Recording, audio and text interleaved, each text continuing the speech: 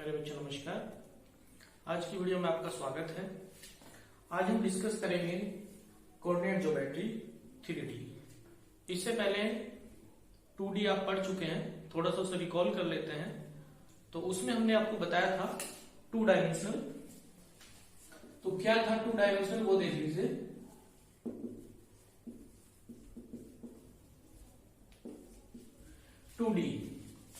Recall कर लेते हैं। उसमें आपकी 2 एक्सिस हुआ करती थी। ये आपकी एक्स एक्सिस, ये आपकी वाई एक्सिस।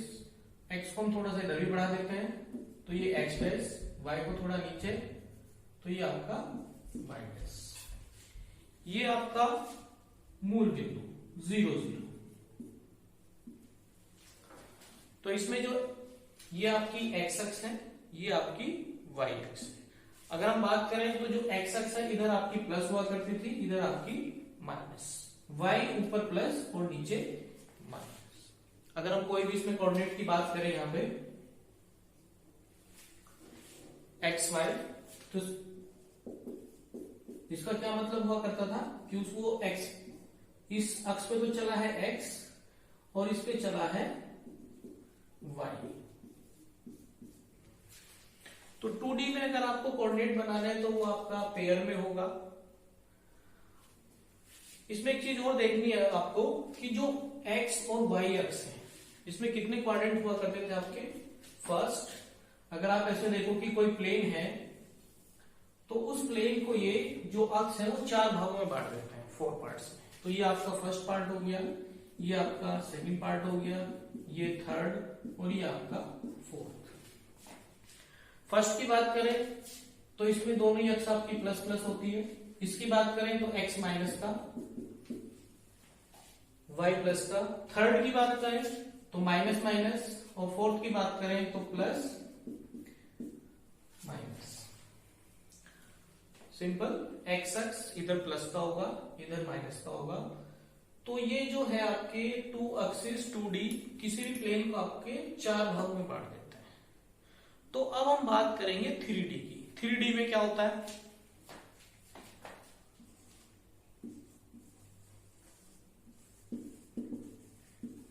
थ्री डायमेंशन में क्या होगा आपका, इसमें आपकी एक अक्ष एक्स वाई पहले बना लेते हैं। ये आपकी एक्स है और ये वाई है। अब इसमें क्या है, तीसरी अक्ष और बनानी है। वो कौन सी होगी आपकी, इन दोनों पे परपेंडिकुलर। ये पहले से दोनों परपेंडिकुलर हैं, तो तीसरी जो अक्ष होगी वो ये वाली होगी। तो इसे हम इस प्लेन में तो शो नहीं कर सकते क्योंकि आपका 2D है प्लेन, जो भी आपका व्हाइट बोर्ड है। तो इसे शो हम इस तरह से कर देते हैं। तो ये आपको याद रखना है कि ये जो इसकी जो डायरेक्शन है वो ये वाली है, इन दोनों पे परपेंडिकुलर की। तो इसे हम मान लेते हैं जेड। अब ये जो हमारी जेड एक्सिस है वो एक्स एक्स से भी 90 डिग्री बना रही है और वाई एक्स से भी 90 डिग्री बना रही है। तो उसे हम यहां पे शो कर देते हैं। तो ये जो आपका एंगल होगा ये 90 डिग्री होगा। देखने से नहीं लग रहा लेकिन होगा। ऐसे आपका ये वाला एंगल भी 90 डिग्री होगा। तो इसमें आपकी 3D में 3 एक्सिस होगी, एक्स वाई और जेड। तीनों ही आपस में 90 डिग्री पे है। अगर आपको इसका डायग्राम देखना है तो डायग्राम देख लो। एक एक्स आपकी ये रही, दूसरी ये रही, और अगर आप तीसरी की बात कर रहे हो तो तीसरी आपकी इस तरह जाएगी। ये तीनों ही एक्स आपकी 90 डिग्री पे है। तो उसी का ही डायग्राम बनाया है। अब इसमें हम कोऑर्डिनेट की बात कर लेते हैं। जैसे इसमें आपके 4 क्वाड्रेंट हुआ करते थे तो इसमें आपके 8 होते हैं। लेकिन पहले देख लेते हैं कि इसमें कोऑर्डिनेट कैसे डिफाइन करते हैं। डायग्राम से आपको क्लियर हो जाएगा। डायग्राम बना लेते हैं। तो हमने यहाँ पे डायग्राम बनाया है। ये आपको क्यूब दिखाई दे रहा होगा, यानी कि एक बॉक्स कोई भी ले लो आप। ये डब्बा टाइप में हमने बनाया है। तो इसके निर्देशांक देख लेते हैं। इसका नाम रख लेते हैं। ये तो आपका मूल बिंदु होता ही होता है जिसके निर्देशांक आपके 0 0, 0 0 0।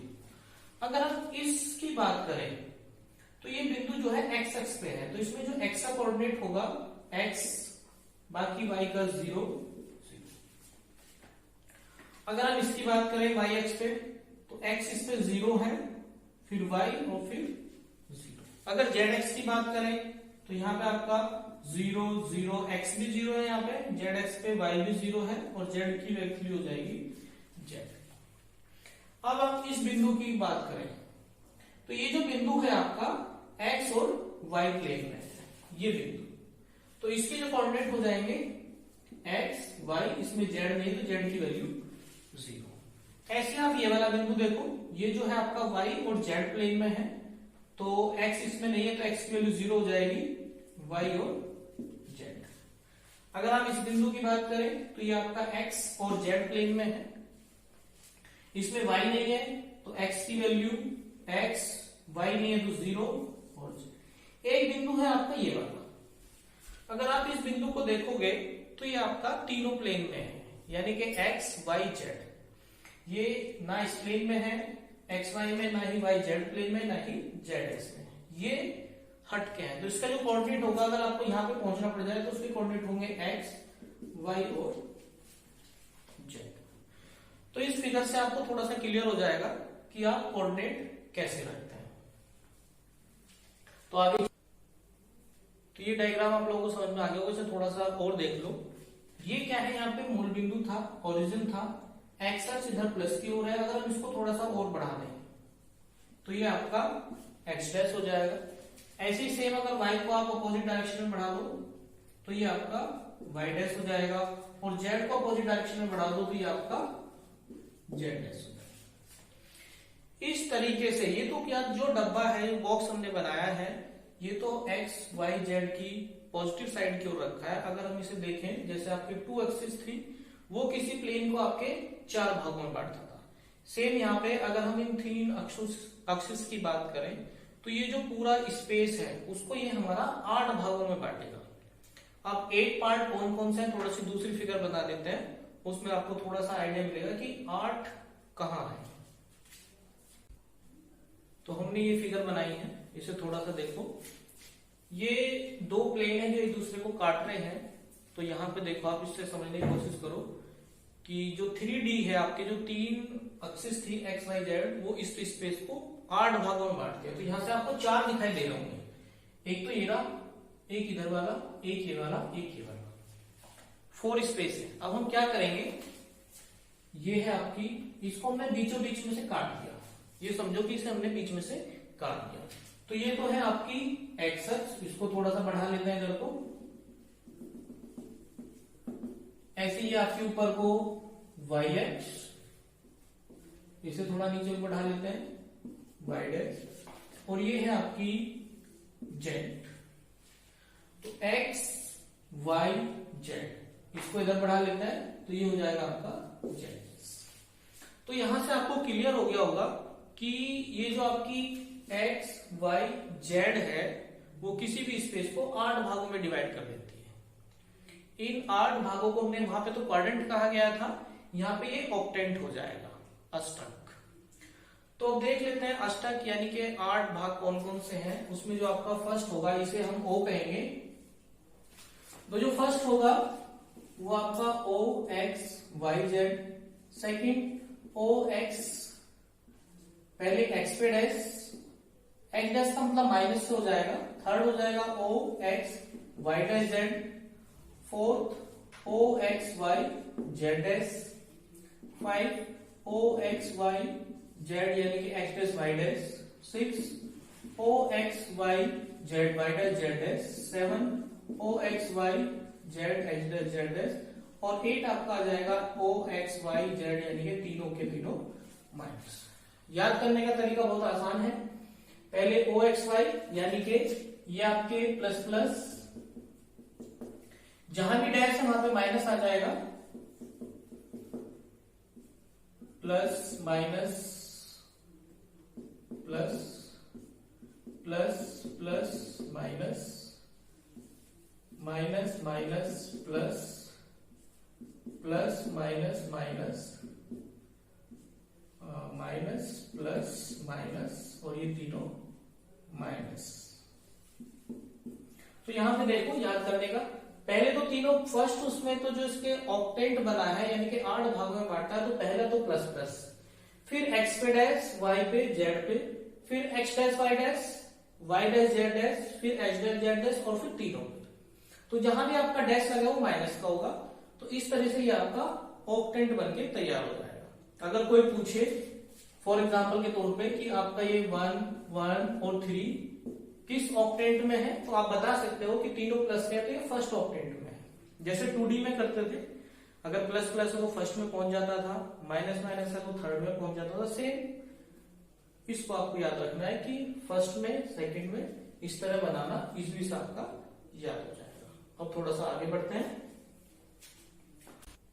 तो यहां पे देखिए, इसके बाद कुछ फॉर्मूले देख लेते हैं।